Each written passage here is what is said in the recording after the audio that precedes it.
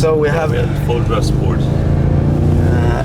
Okay, yes. So now it will allow a certain angle. Yeah, what's the maximum drift angle on? Yeah, you can talk about drift angle. The purpose was with 4-wheel drive without sport to accelerate the car out from the corner, and you just need to counter steer a little bit on the steering wheel, but it don't need to lift off. So the purpose was to make a car driving like a real 4-wheel drive, full acceleration out and minimum correction at steering wheel.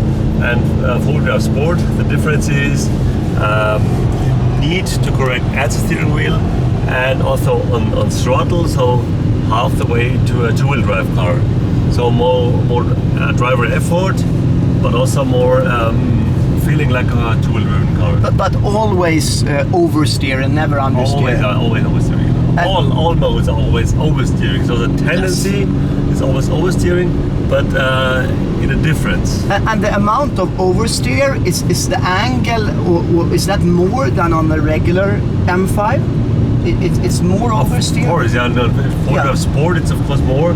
But compared to the M5 model, the regular M5 compared to M5 competition, is it even more? Is 4WD Sport even more aggressive? No.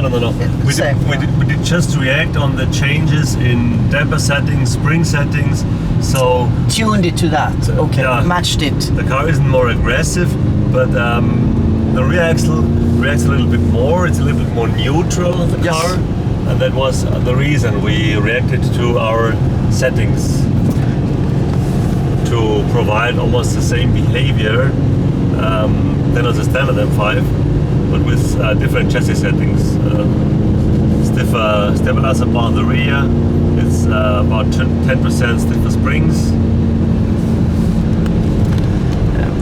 Because the amount of grip it has in 4-wheel drive was driving even with DSC off. It was driving with DSC on because, but it was almost too much grip and too much power. In 4-wheel drive, you felt too much grip. Well, not too much, but always grip. Always grip. Yeah. Never That's DSC. The purpose. That's the purpose. And that's the reason also why we allowed to drive the journalists without DSC. Yeah, I was surprised. But still, you know, if you just come out with 2 wheel pairs on the grass or something, or in the gravel, you will have a big problem. Or I will have a big problem with DSC off. So you respect the speed and the car. We trust our car, we trust our car and the easy to handle behavior of the car.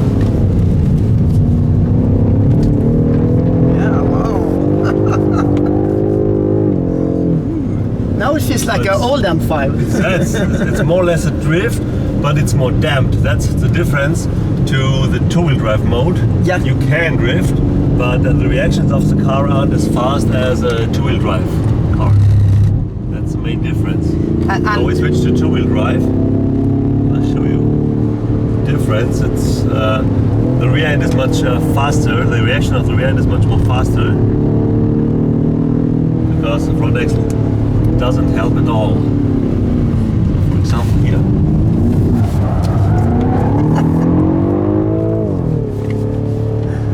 But it still felt very controllable. That was the purpose.